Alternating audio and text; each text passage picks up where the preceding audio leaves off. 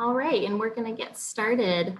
Thank you everyone so much for coming to our workshop today, where we will be discussing effective communication strategies.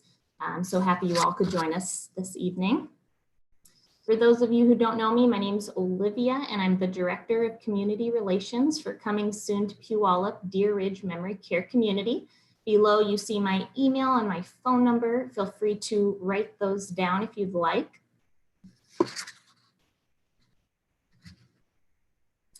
So Deer Ridge Memory Care is part of the larger Koelsch communities, which has been family owned and operated since 1958. We are very proud of our family history, and we have the Koelsch family to thank tonight for sponsoring this event. In the picture you see, we have founders Alice and Emmett Koelsch. Alice and Emmett sold everything they had to buy what was the first assisted living community, what we believe in the country. Both Alice and Emmett poured their heart and soul into their communities to build a lasting reputation of treating their staff and residents with dignity and respect. Here we have today's Koelsch family who are still directly involved with Koelsch communities, serving families and seeking new innovative ways to care for our residents. Today, Koelsch, as you see on the map, is located in 8 different states across the nation, one of which is Deer Ridge Memory Care, coming to Puyallup in spring of 2021. Deer Ridge will be a 69-bed memory care community caring for a spectrum of people with Alzheimer's and dementia. As you see in this photo, it displays an existing memory care community of ours, which shows our intentionality and philosophy of reminiscing and recalling memories for our residents. Koelsch Communities also serves independent living with beautiful amenities such as our Victory Bistro and Cafe. You can see how absolutely gorgeous it is. This is a drone shot of Deer Ridge Memory Care on South Hill, Puyallup. We had a most recent special update where the mayor gave us permission to continue construction as we were deemed essential services. So we feel very grateful and very grateful we can still be on track for our opening date of spring of 2021. If anyone has questions about reservations for our community, please feel free to reach out to me anytime, as I'd love to connect and be of help to you. And today we do have a raffle prize for our workshop, which you can enter to win. This is our Caring for the Caregivers package designed by family therapists. Help us care for one another and for the ones caring for the ones we love. This raffle prize also comes with an amazing planner, which will help bring balance to your life. Feel free to write this link down. This is a link where you can go to enter to win the raffle. And if you want more information about future Discover Memory Care Workshop, this is also a place where you can see all of our future workshops. To RSVP, you would go to this link. I will also be sending this link to you at the end of today's workshop as well, so not to worry. And now I'd like to introduce our today's speaker, Maggie Christofferson from Alzheimer's Association. Join Maggie on exploring how to communicate changes when someone is living with Alzheimer's and learn how to interpret the verbal and behavioral communication. Identify strategies to help you connect and communicate at each stage of the disease. So with that said, Maggie, thank you so much for being with us today, and I will pass it off to you. Okay, hi everybody. I'm going to go ahead and share my screen. Let me make sure I can get there. And Olivia, do you see that? Maggie, I don't see it quite yet. Okay. Sometimes it takes a minute.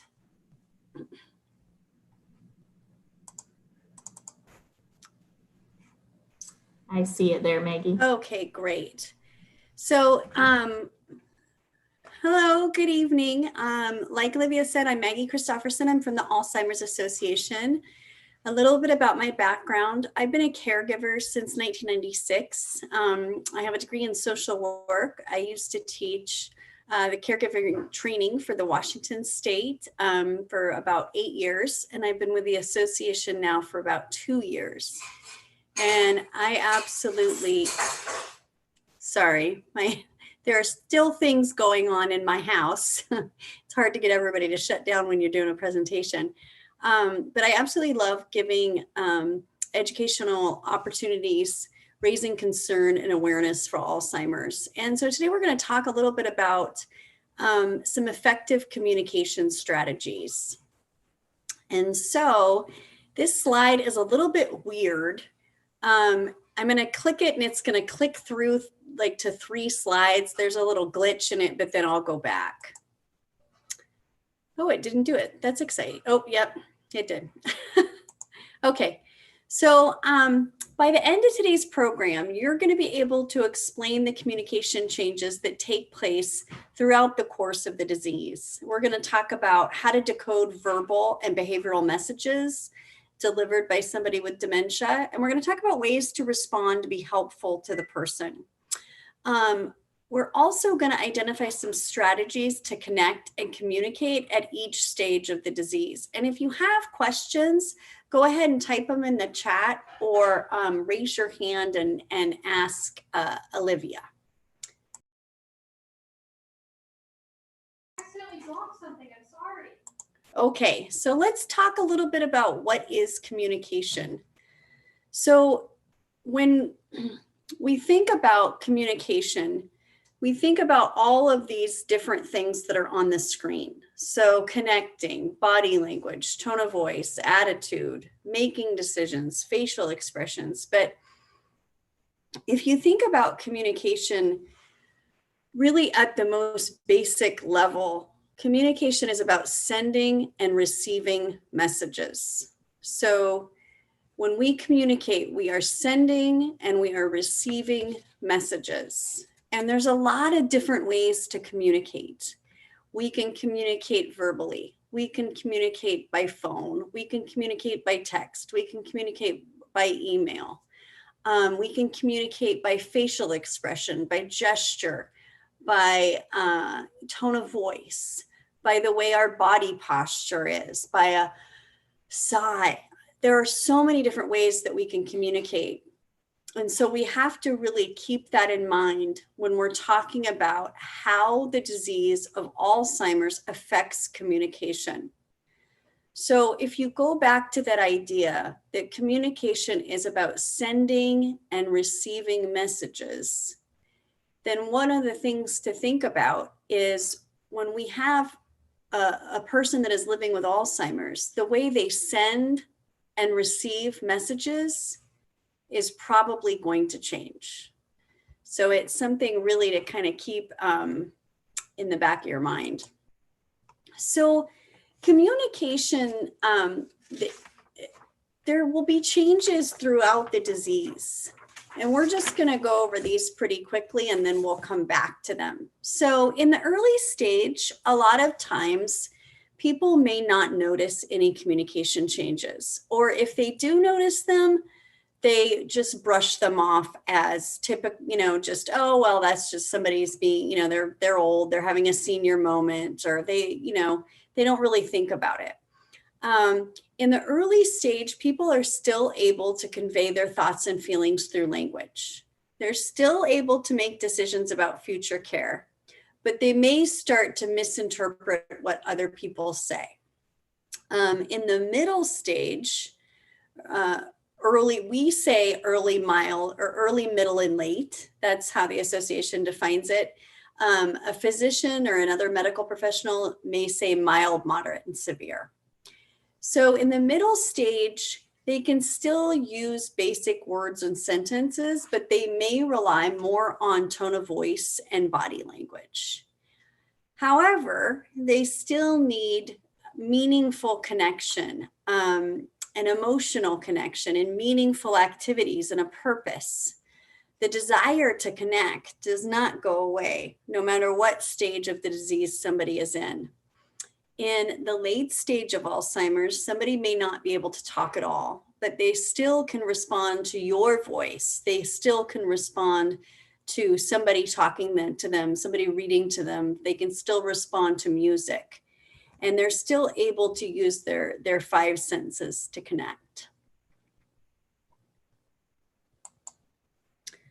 So let's talk a little bit about some changes that you may notice.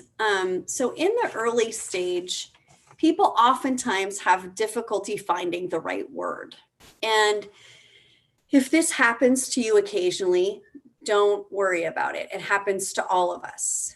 But the difference is, if I forgot the name of my favorite actress, and 3 hours later, it came to me, oh my gosh, Meryl Streep, how could I forget that?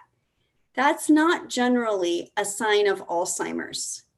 When somebody has Alzheimer's, they are having a difficulty finding the right word, and they don't remember it later.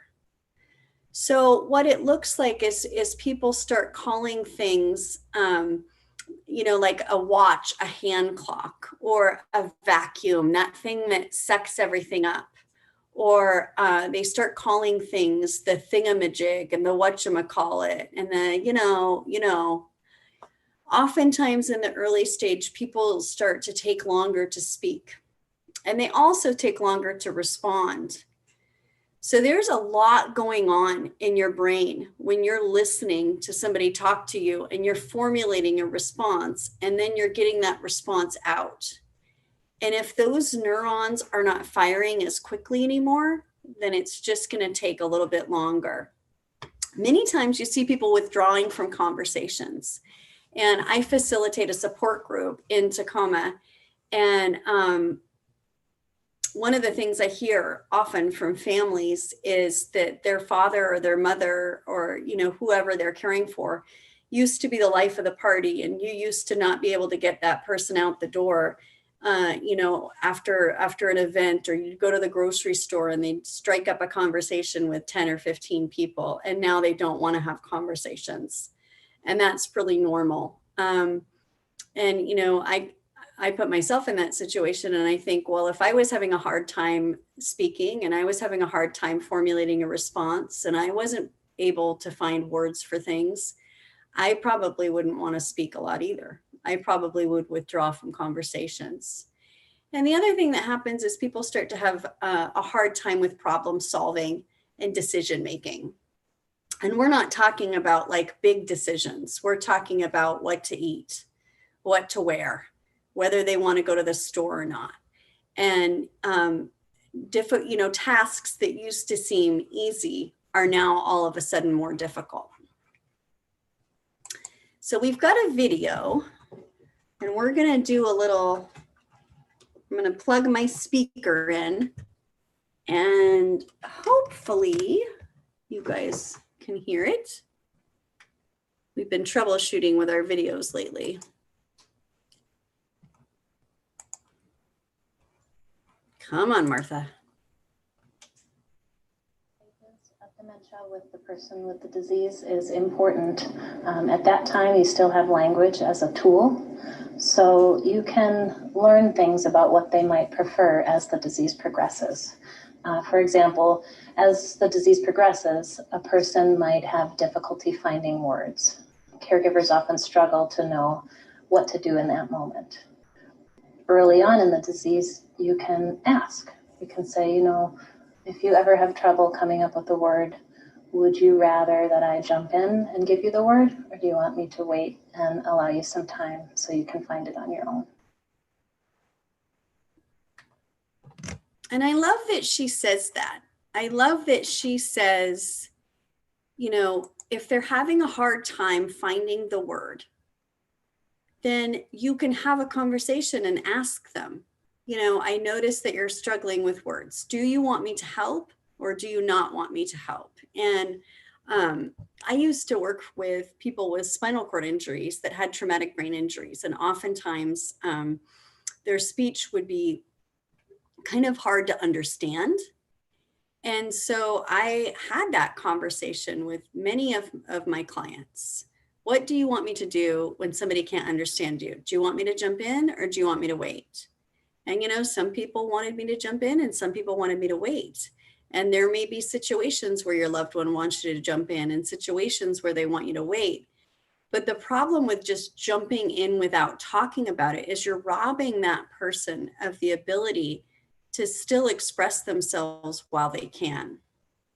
And it's also uncomfortable, and it may feel like they aren't able to fully express themselves. So just having that conversation and coming back to that conversation and giving your loved one that dignity and sense of independence that they still need.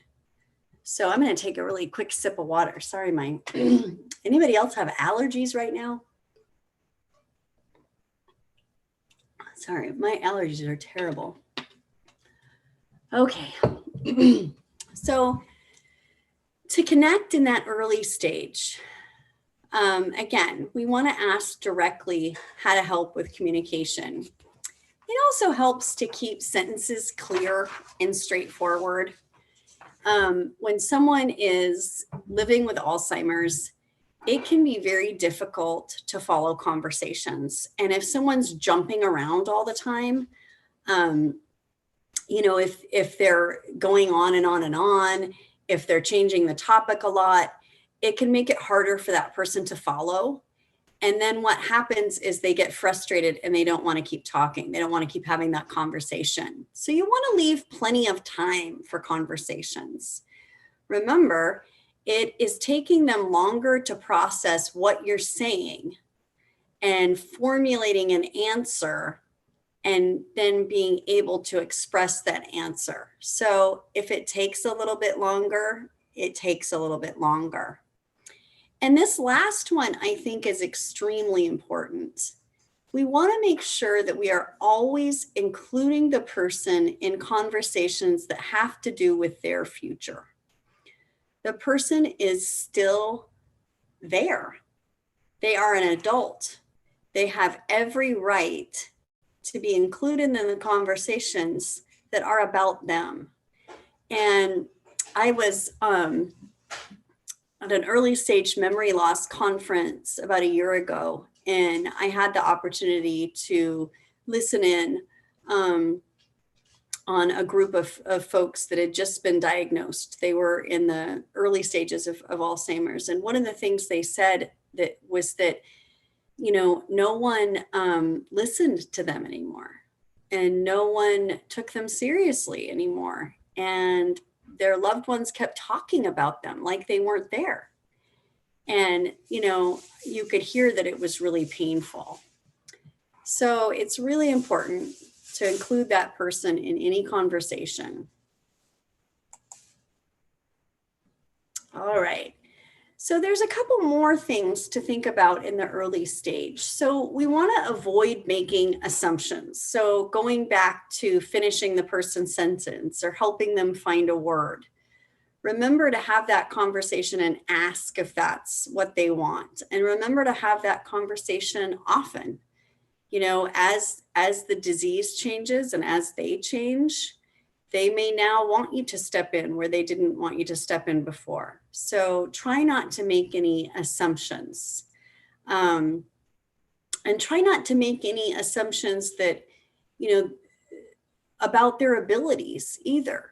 You know, everybody progresses through this disease at a different rate. And people also have good days and they have bad days. So maybe, you know, 2 days ago, it was hard for them to, you know, figure out the coffee maker. And now they can. You know, today's a better day. They may have gotten more sleep or they may be less stressed or whatever, but try not to make assumptions. We always want to speak directly to that person. So again, we don't want to, you know, talk to the person that's caring for them or to act like they're not there. Really speak directly to that person. And we want to communicate in ways that are most comfortable. You know, you may have a loved one that used to love talking on the phone, and now talking on the phone is really difficult, or they maybe used to be able to email or used to be able to text, and now maybe they can't. So, it's really important to communicate in ways that work for them. And the opposite may be true. They may be able to still email and still text and still talk on the phone, but, maybe they don't want to talk in person. We just have to find the ways to communicate that work for them.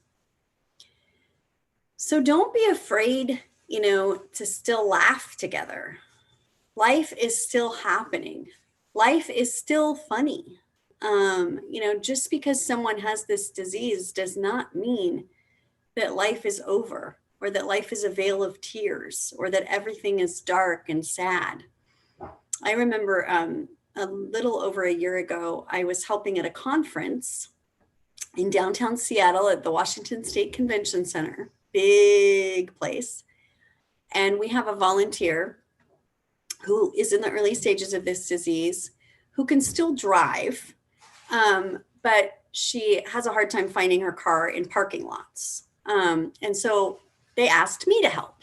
Can you help her find her car? Well, I didn't want to say no, but I also really shouldn't have been the one to help her, because I have been losing my car in parking lots since I was like 21. I've had to have mall security drive me around. I mean, I'm not good at finding cars. So I walk her to where she thinks her car is, and we walk around and around and around and around. And I finally said to her, can you remember at all where your car is? And she said, I have Alzheimer's. And we laughed. We laughed so hard in that parking lot because it was funny. Life is still funny. Things are still funny because life is still happening. So be honest, laugh together, try to stay connected with each other.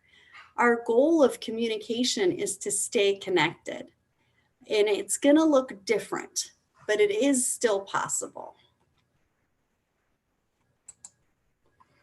So when we move to the middle stage, if you noticed that your loved one had a hard time finding the right words in the early stages, it's probably going to get worse. It just increases. And so one of the things I've noticed is I had a client one time, and in the beginning, it would be like one word every, 7 or 8 sentences. And then it was 2 words. And then it was 3 words. And then it was every other sentence. And so it just gets worse. Oftentimes people will use familiar words repeatedly. Sometimes they will replace that familiar word. They will put it in place of a word they can't find. Many times people describe Alzheimer's, this part of Alzheimer's, as losing your nouns, losing your ability to name people, places, and things. So somebody might put a familiar word that they can say in place of a word that they can't. So again, inventing new words to describe familiar things is very common. Easily losing their train of thought. I was listening to this podcast a couple months ago. This gentleman that has Alzheimer's, he's in the early stages, and he's making a podcast. I believe it's called Life on Mars. And it's a very interesting podcast. He and a friend.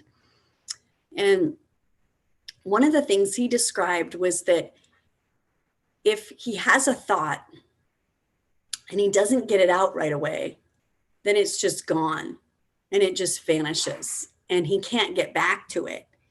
If you or I lose our train of thought, oftentimes we can say, what was I talking about? Oh, I said I needed my umbrella because it was raining and I was going to go to I was telling you about my Aunt Shirley. We can find our train of thought, but oftentimes people with Alzheimer's can't. So again, speaking less frequently is very common. And many times people start to communicate through behavior rather than words. And I just want to mention that behavior is a form of communication. Behavior is another form of communication. And many times people's behaviors will change because they are no longer able to communicate in the way that they used to. If you notice sudden or major changes in your loved one who's living with Alzheimer's, it's time to call the doctor. Oftentimes, sudden changes in baseline mean that something is going on, that something is happening. So oftentimes if somebody has dementia and they're all of a sudden more confused or more irritable or, more forgetful, it could mean that they have a urinary tract infection, or it could mean that they have an infection someplace else. So any sudden changes, it's really important to call the doctor. So Beverly is going to talk about her husband. Let me plug my speakers in.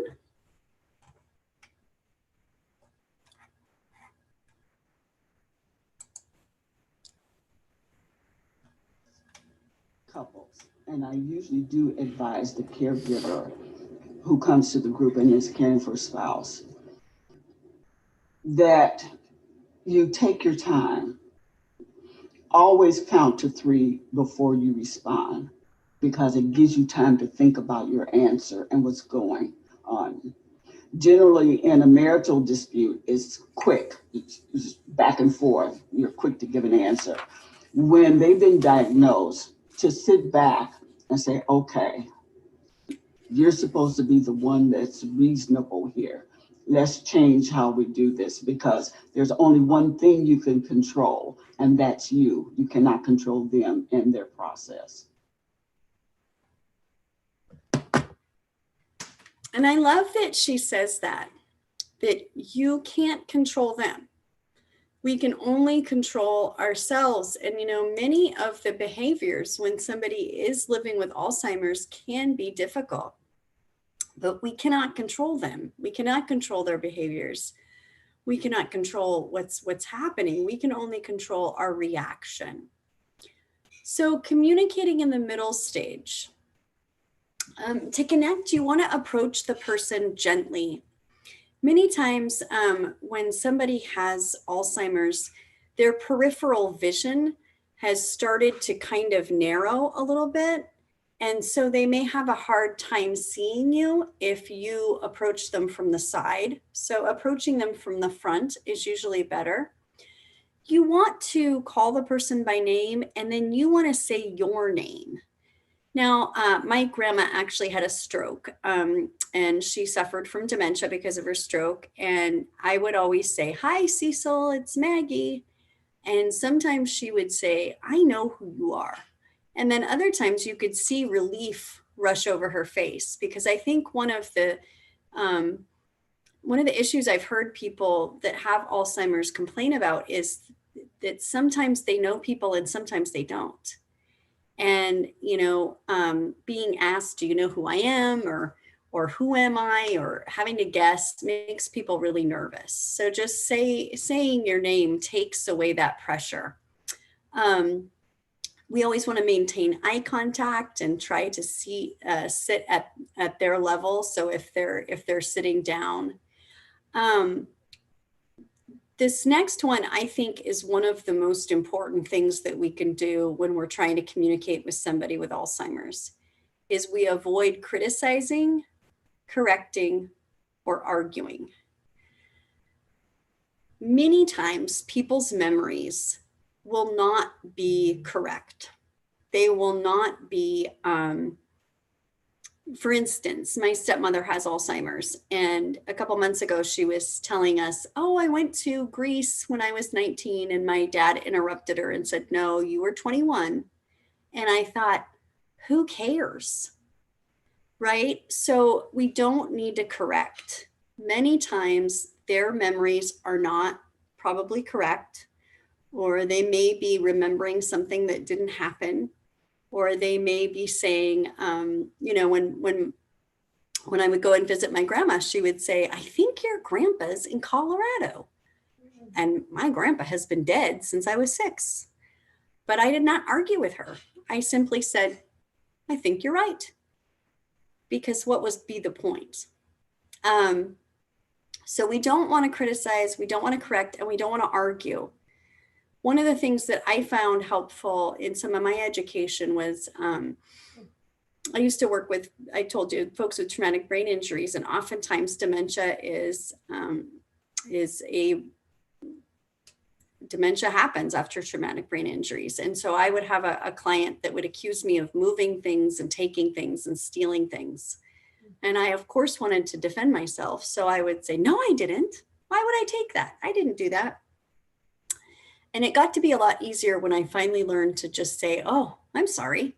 I didn't mean to. Oh, let me help you find it. Oh, I won't put that there next time. It's kind of like you're playing a game of ping pong and you've put the paddle down. And now the argument can't continue. So we want to pay attention to our tone. One of the things I learned really early in caregiving is it's really hard to fake patience. If you're feeling irritable and you're feeling annoyed, it is very hard to gloss over that. So pay attention to your tone, but also try to take more time, for yourself if you can. But oftentimes the person's going to hear that impatience in your tone, and try to take your time. Communication in this middle stage is going to take longer than in the earlier stage, and it's going to take longer than it did before the person had the disease. All right, let's listen to Rebecca. And let me plug in. Olivia, are there any questions anybody wants to ask before I play the video? Hi, Maggie. No direct questions, but we've had some great feedback on what's worked for a couple of our folks on board, and then just agreeing about the non-arguing, how that's very effective. Awesome. Okay, well, I'm going to play the video and then we'll have more time. Okay, thank you.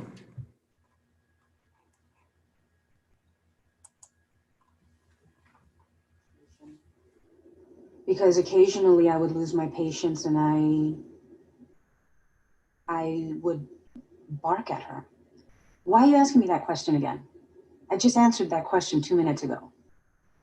And then she would get frustrated because, she was very old school and she said, don't disrespect me. And I didn't ask you that question 2 minutes ago. It's a new question. So phase 2 of our relationship was like, okay, that's a new question. I'll answer it again.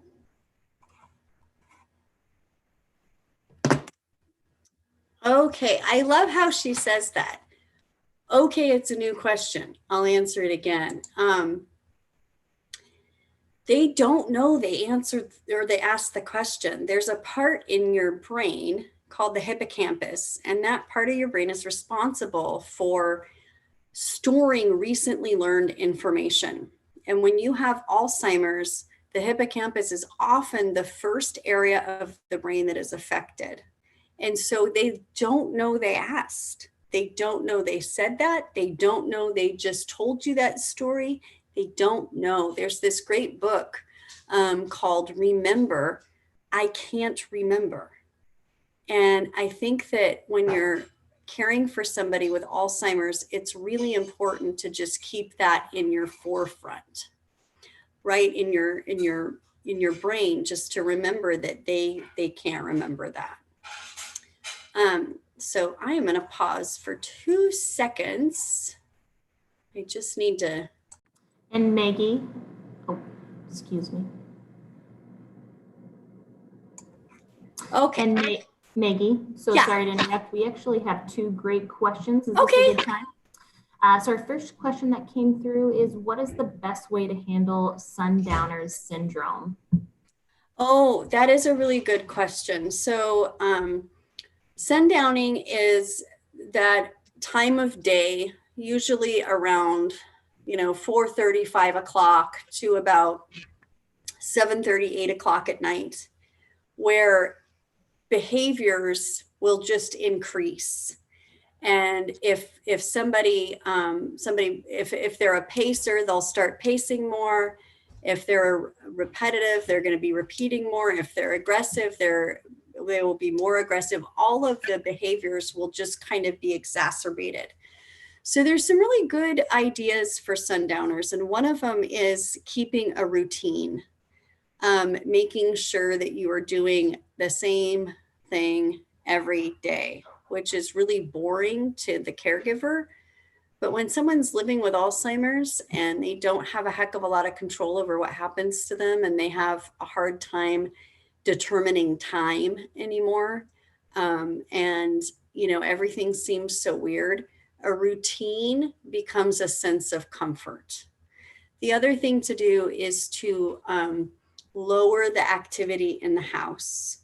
So turning down the lights, making sure the blinds are closed, making sure the drapes are closed so you don't get that reflection.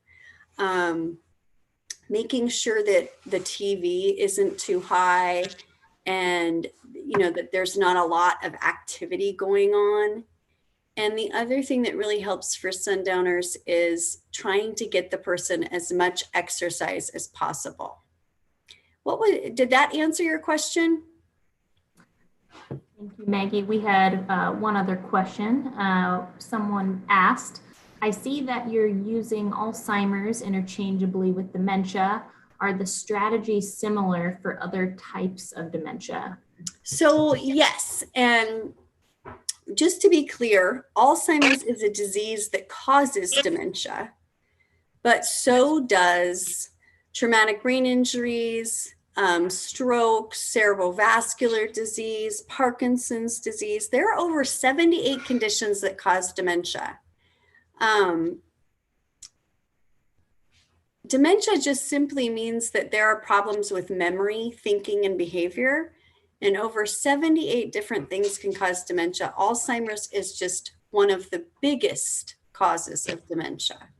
So yeah, I would think that these ideas would work when someone has any form of dementia. Did that help? Thank you, Maggie. I'll save the questions for the next break. Okay. So let's see. Can everybody still see my screen okay? You can see your screen, Maggie. Thank you. Good. So to join, one of the things that we really want to do when somebody has Alzheimer's is we want to join their reality. They are not going to always be able to join our reality anymore. We have to join their reality. So what we can do is assess the person's needs. So what do they need at that time? If they are saying, I want to go home, I want to go home, I want to go home, what could they be needing? Where is that coming from? What emotion is that coming from? So really try to assess their needs and let the person know that you hear their concerns, whether they're expressed with words or behavior. So there's I did a training in a long-term care facility a couple months ago, and they talked about this one gal who would get up at like 9:30 at night and start pacing and pacing and pacing and pacing. And, she thought she had to go to work, and she'd been a night nurse forever, and she thought that she was late for work. And so it didn't work to tell her you don't work anymore.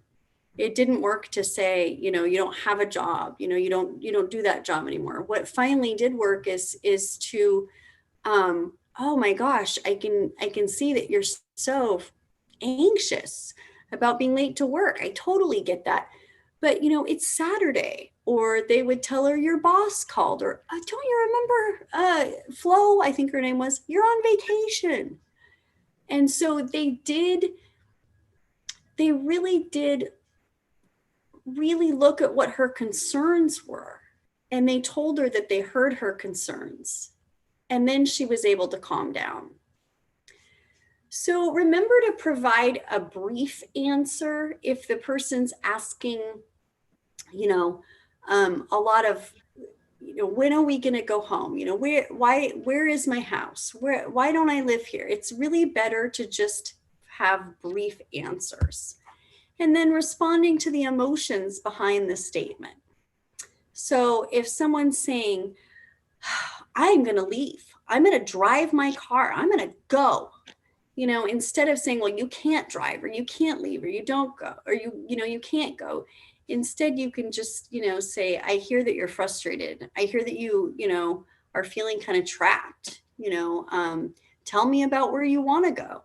Try to get the conversation moving in another direction. Okay. So to connect in that middle stage, oh my gosh, you guys, I have to pause for 2 seconds. I'm so sorry. My dog is eating something he should not. Oh. Ernie, get out of here. Go.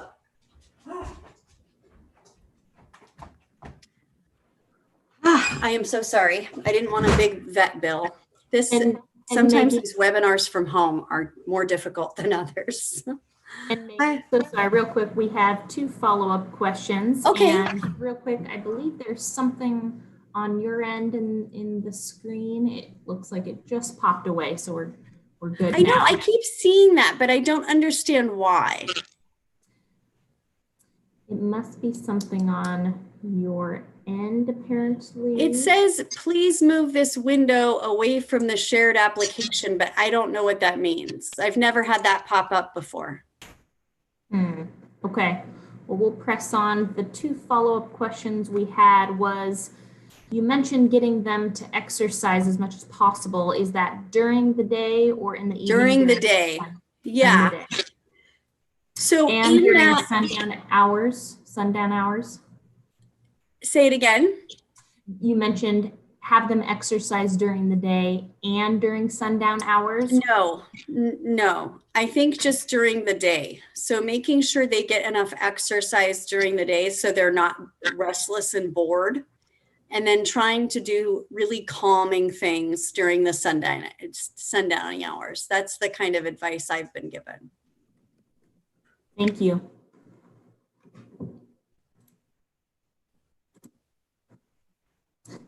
What was the other question?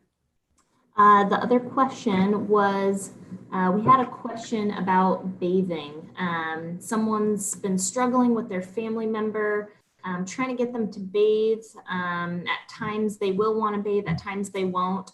Do you have any advice or techniques about that? So if I had $1 every single time somebody asked me this question, I would be rich. Getting someone to bathe when they have Alzheimer's is really difficult. And there's a lot of different reasons for that. Oftentimes it's because, actually one of the first things that I've found causes people to not want to bathe is they're cold. So if we think about it, as people get older, their skin gets thinner and that fatty layer of tissue is gone and their circulation isn't as good. So it's really important to make the bathroom as warm as possible. A heater, heating it up for 20 to 30 minutes beforehand. I used to tell my caregivers, if you're hot and sweaty, then it's hot enough for them. The other thing is many times when we say, do you want to go take a shower? The answer is just no. So there's a different way to phrase it. Do you want to shower now or do you want to shower after breakfast? Do you want to shower now or do you want to wait until after lunch? So when we say, do you want to do it? We're giving them an opportunity to say no. When we're giving 2 choices, we're giving them an opportunity to make a choice. The other thing is that people, when they have Alzheimer's, for some reason, there's just an apathy about hygiene. They just don't care as much. And so I know this is super hard to hear, but you may have to lower your expectations too. So maybe they don't want a full shower or a full bath, but maybe they would use adult wipes. Or maybe they would just change their clothes, or maybe they would just want to run a washcloth over. But it is really common for people to not want to bathe when they have Alzheimer's. And I hope that helped. Did that help, or are there more questions about that? Thank you, Maggie. We can continue on. Okay, great. So when you're connecting in that middle stage, using the short sentences and basic words, speaking slowly and clearly, one person at a time. So if you're at a big gathering, a big group gathering, it's probably a good idea to kind of do some breakout groups so the person living with the disease isn't overwhelmed. We want to limit distractions as much as possible. So if you're trying to have a conversation with your loved one, maybe turn off the TV, maybe turn off the radio, really try to limit distractions and be patient. And then you can offer a guess or fill in words if that's what they would like you to do. So connecting in the middle stage, sometimes we have to provide visual cues and gestures. Sometimes, for instance, I had a client that, at one point you could say, okay, well, let's put our shoes on and we'll get ready to go. And then she just couldn't figure that out. So it got to the point of having to go get the shoes and then having to kind of gesture how to put the shoes on. So that might work. Avoiding sudden movements. Again, with the peripheral vision not working as well, it can be startling. The other thing is in a lot of people with Alzheimer's, their amygdala, that fight or flight response is heightened. So sudden movements might make them really nervous. Sometimes, writing things down for people may be helpful, especially if you have said the same answer 10 times. If they can still read and understand, maybe writing it down. You're going to have to repeat yourself as much as possible, as much as needed. One of the things I heard in a long-term care facility that I was doing some training at is anticipating that you are just going to answer the same question a bunch of times actually helps. It's when we have that feeling of, oh, I hope I don't have to answer this question 20 times. Oh, I hope they don't say this story 40 times. But anticipating, knowing, I'm going to go in here and I'm going to hear this question 25 times today. Accepting it seems to make it better. So try to turn negatives into positives and, as much as we can. We don't want to annoy the person. But that last one is to avoid quizzing. My sister used to do that to my grandma. She'd go in her room and she'd say, who am I? And, my grandma sometimes wouldn't know and she'd get really upset. And I finally told her, I was like, stop doing that.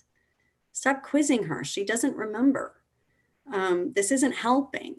The thing with Alzheimer's is we can't get them to remember. It doesn't work. So don't do any quizzing. They don't need a quiz. Enough is going on as it is.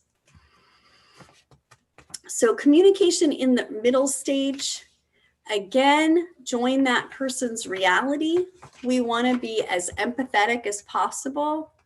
We want to try to make sure that they know that we're hearing and understanding them. We want to focus on their feelings, not on the facts. I had a client that every day at 3:30, she would start really freaking out that her kids were going to be home, her kids were going to be home, her kids were going to be home, and she needed to make them sandwiches, and she needed to make them sandwiches. And, we tried all sorts of ways to calm her down and explain her, to her that she didn't make sandwiches anymore and her kids weren't coming home and all that. And then somebody, another caregiver, got the genius idea to just let her make sandwiches. And they were focusing on her feelings of being anxious and not having something to do and not doing what she was used to doing. They weren't focused on the facts. She made sandwiches and she stopped being upset. She didn't, as long as she was making her sandwiches at 3:30, she was okay.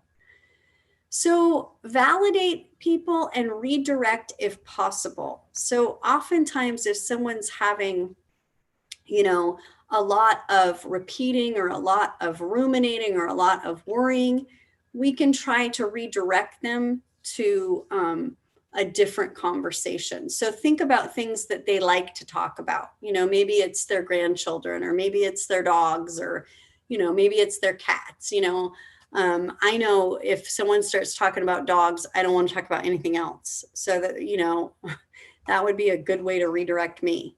Asking them questions, you know, how's your grandchild doing? You know, what, will you tell me that story again about that one dog you had?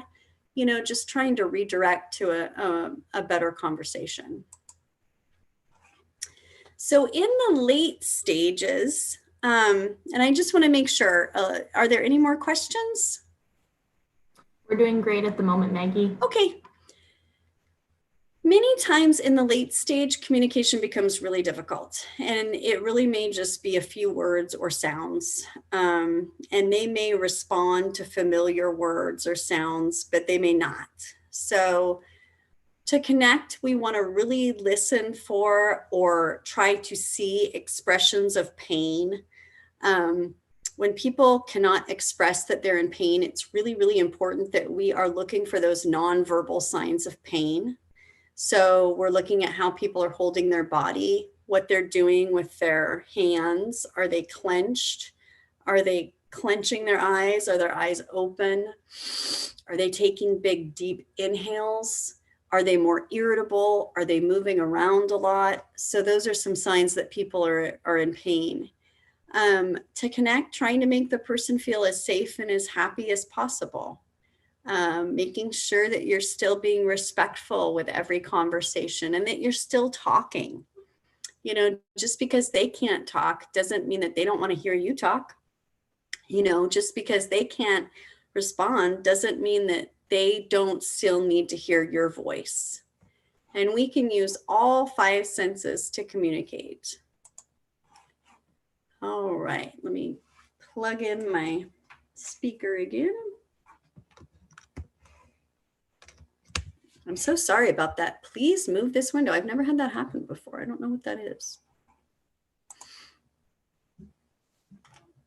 Aggravated.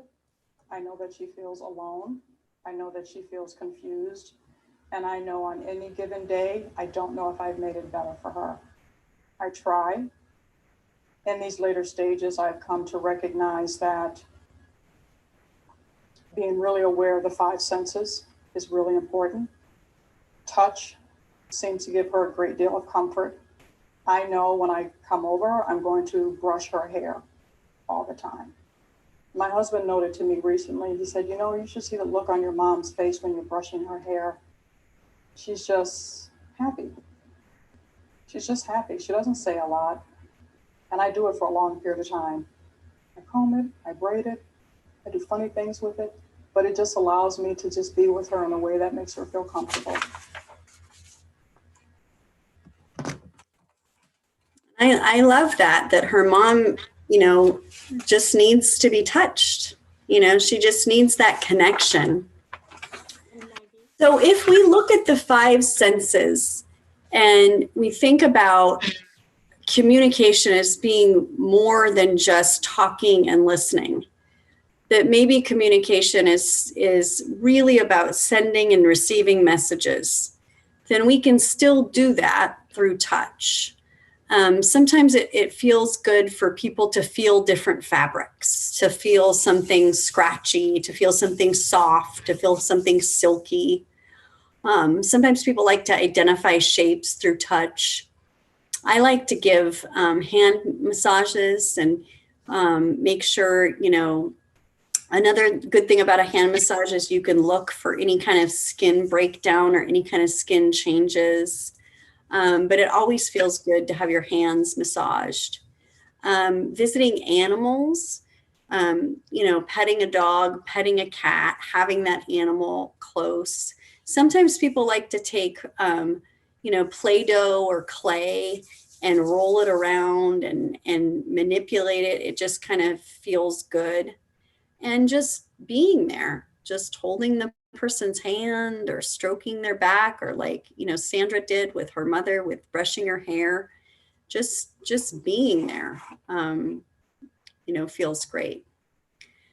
So people that are having a hard time with communication, are still, you know, able to see, and looking at photo albums, watching videos of nature, looking at photos in famous museums. There's a lot of museums right now that have opened up and you can go through in kind of a virtual way.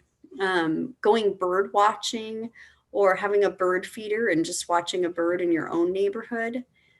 Painting with watercolors really seems to soothe a lot of people. And sometimes just going outside, just sitting by an open window.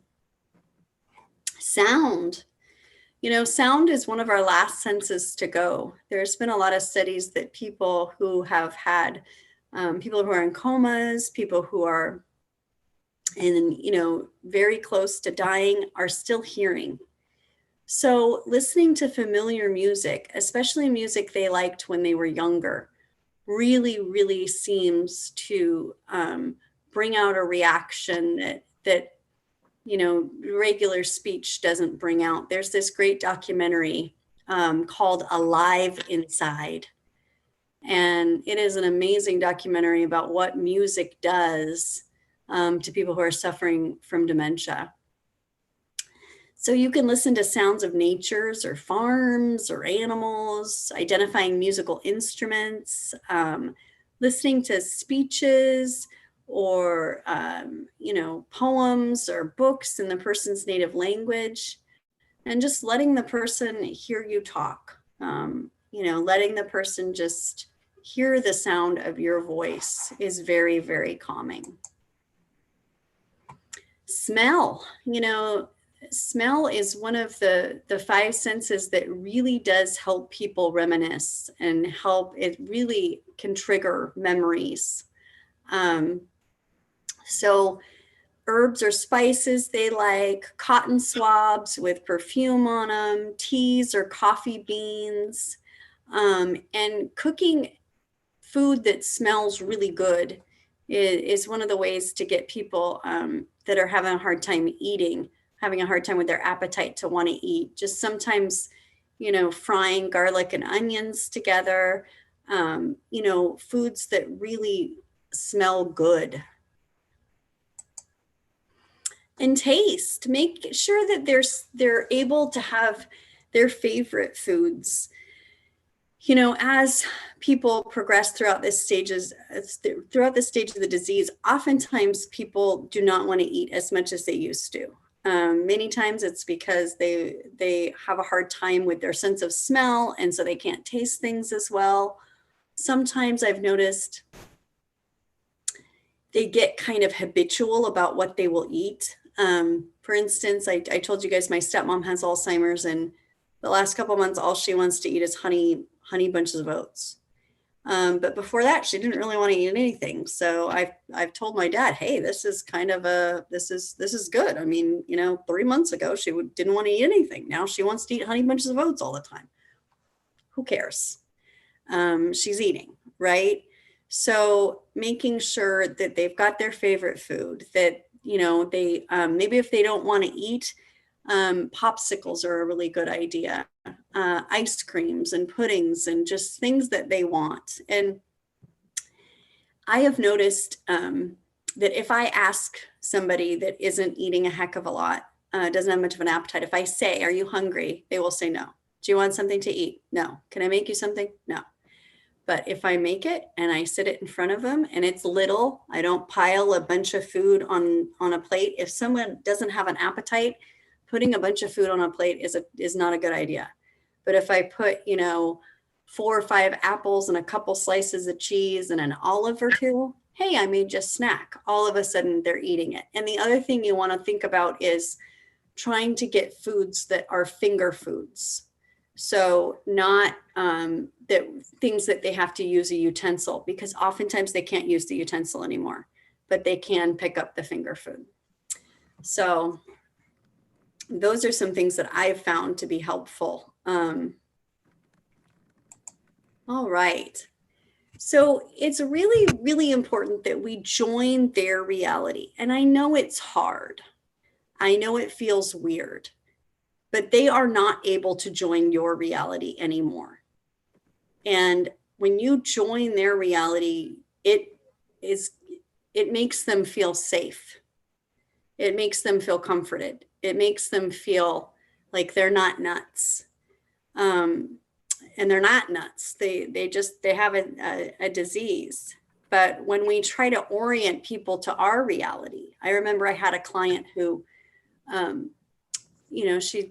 her husband had been dead for years, and she would say, we're going out to lunch. Henry's taking me out to lunch. And, this was back in the 90s when we didn't join people's reality. And I remember the caregiver would say, oh, your husband's gone. And she would start crying. And it's like, why? Join their reality.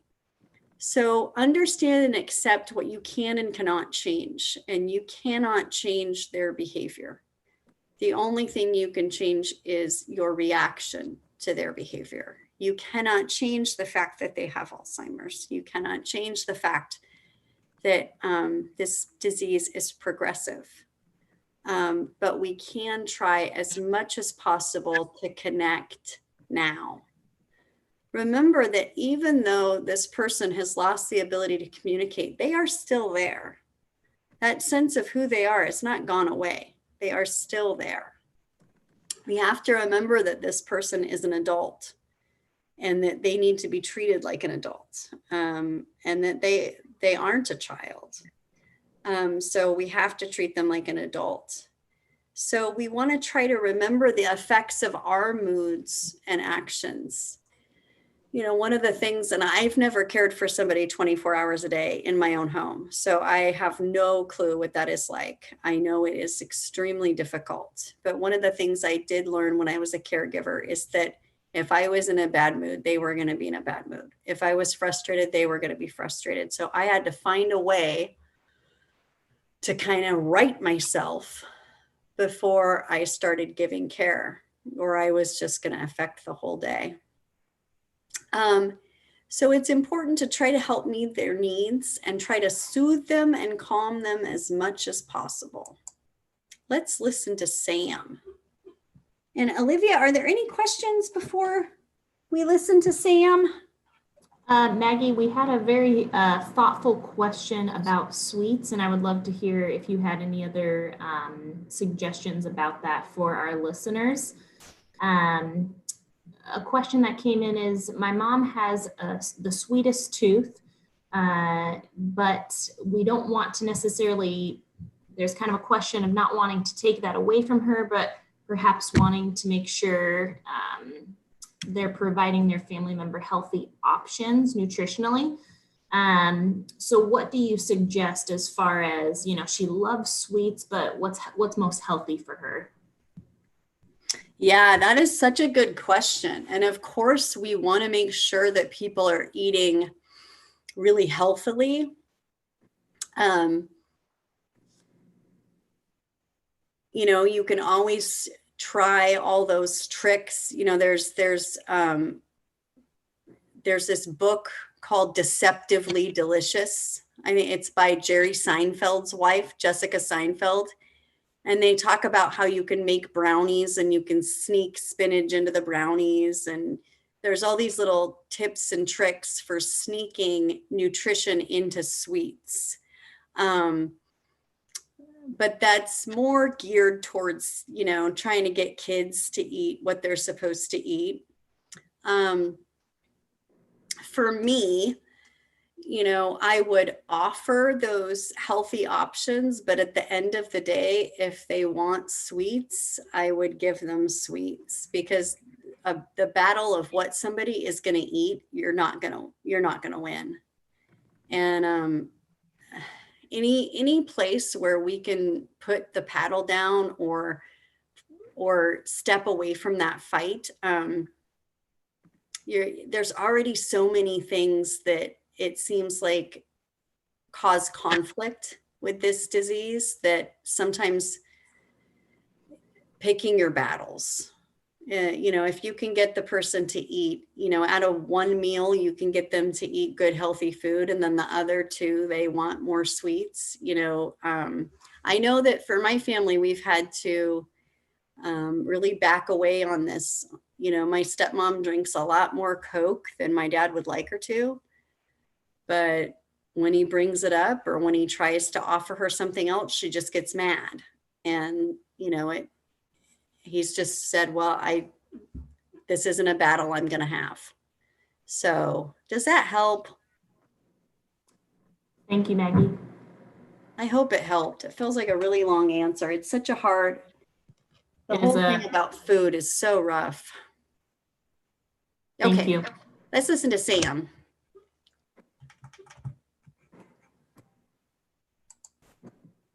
Taking care of yourself while you care for somebody with a disease not only impacts your own health, but it really can impact the person with the disease. So for example, if you're not getting enough sleep, you might be easily irritated, which will then sort of spill over to your interactions with the person with the disease and maybe being short with them, which then might cause them to get frustrated. So it's not only important to take care of yourself for your own health, but really for you to really be a good caregiver. And Sam is absolutely right. And it's so hard to hear, take care of yourself, take care of yourself, take care of yourself. My boss and I were actually just talking about this today. And, you know, it's to someone that's caring for somebody with Alzheimer's 24 hours a day, to go tell them to take a bath or take a walk or, you know, take a nap. I mean, it's almost insulting, because oftentimes it is absolutely not. It's not possible. But what you do want to think about is taking care of yourself as much as you possibly can. So making sure you're getting as much sleep as possible, making sure that you're eating, and making sure that you're asking for help. Oftentimes, especially if we're caring for family members, we are waiting for the families, for our other family members to come and offer help.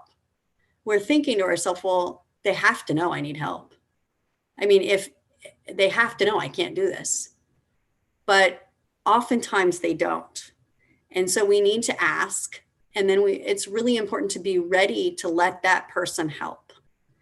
And even if your loved one doesn't want somebody else for a couple of hours, even if they don't want somebody else for a couple of days, it's really important that you care for yourself. There are a lot of caregivers that actually will pass away before the person that they love passes away, because they neglect their health to the point where they get sick. And I know that that's hard to hear, but it's really true.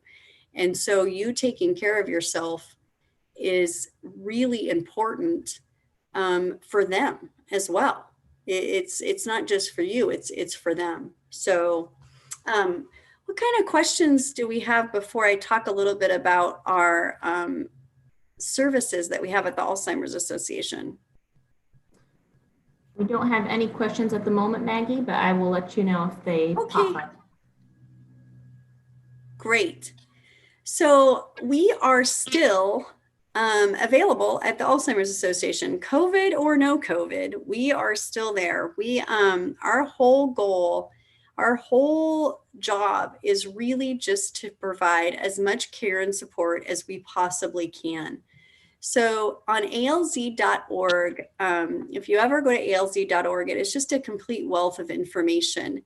You can find classes, you can find support groups, you can find research articles, you can find studies. I mean, you could be on there all day and you wouldn't run out of things to look at. Our helpline is 1-800-272-3900. And the helpline is staffed with master level social workers, and they will answer the phone 24 hours a day. And I can't tell you guys how many times I've been out in the community and I've had somebody come up to me and say, oh my gosh, I was, couldn't sleep. It was 2:30 in the morning and I called the helpline and they answered. And you can call them as many times as you want. It's free. And they have the best, if you have that bathing question, call the helpline. They're master level social workers who have been working with families forever. They know the answer to these questions. Questions about Medicare and Medicaid, call the helpline. Questions about how to get your loved one to eat, call the helpline. Safety questions, call the helpline. They are available, and that's all we want to do. And we're a little bit nervous right now because helpline calls are down. And we know that the need for help isn't down, but all of a sudden people aren't reaching out. So reach out and tell your friends as well. We also have on alz.org, again, you can find support groups, and there's also lots of online training. And we offer about 15 webinars a month. So just look on alz.org, Washington State, and you can find lots of different webinars like the one I just gave you. Did I hear a question? Yes, Maggie, we have a question here surrounding what if you have a family member with dementia who really does not accept the kind of care you're trying to provide for them, whether that's in-home care or whatever you end up choosing that you think would fit them best. They're absolutely in denial or pushing it away. Do you have any recommendations to that family member in that situation? I do. It would be to call the helpline. They deal with that all the time. And oftentimes what they will do is they'll put an entire family on a conference call and they'll kind of give people a job. You know, you're going to be doing this and you're going to be doing this, and we're all going to work together to try to take care of our loved one. There's a lot of people that are in denial. Sometimes you have to get the doctor involved. Sometimes they'll listen to the doctor and they won't listen to you. Sometimes you'll have to look at, you know, what sibling they listen to the most. You know, it may not be you. It may be your brother or your sister. Or it may be one of their brothers or sisters. So trying to find that person in their life that they hear things from. When somebody is in denial, try really, really hard to stop arguing with them about it. I find that my stepmom was in denial for a long time, and sometimes she still is.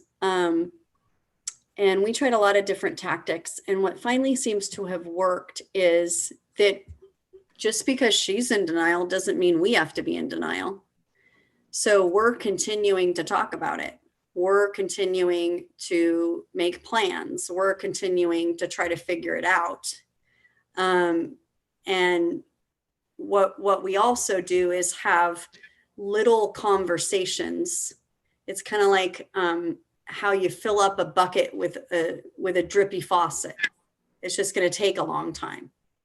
But if you notice that they're getting really defensive and they don't want to talk about it, then back off and try again. And coming to the conversation with understanding and compassion rather than, you know, for instance, if you want to tell your loved one, you know, I've noticed some memory issues, saying, you know, you forgot that your doctor's appointment and you ran that stop sign and you did this, trying to convince them isn't going to work. Trying to show them that you're concerned. You know, I'm kind of worried about your memory. It kind of seems like you might be forgetting stuff more often. What do you think?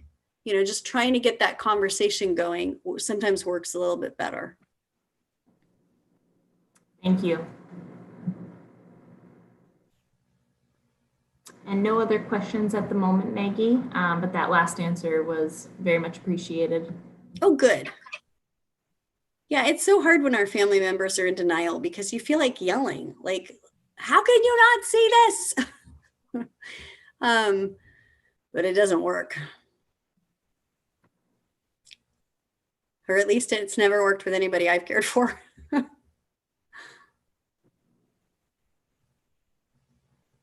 Well, I really am so happy to be here with you all today. And I really beg of you to please reach out for help and try to get involved. We're still having our walk. We're still having our longest day. You know, our whole goal is just really to be there for families and people living with this disease. And, you know, everybody that I work with is passionately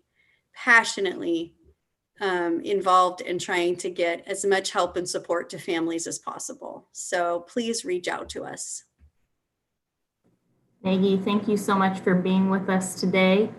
And thank you all for joining us. I hope you walk away tonight feeling more enriched and educated in the world of memory care. And we have Maggie to thank for that tonight, and all the thoughtful questions and comments from your own experiences or just questions that come up. I have a few of you that I'll be getting back to separately with some hopefully helpful resources, and hopefully a recording of today's workshop as well.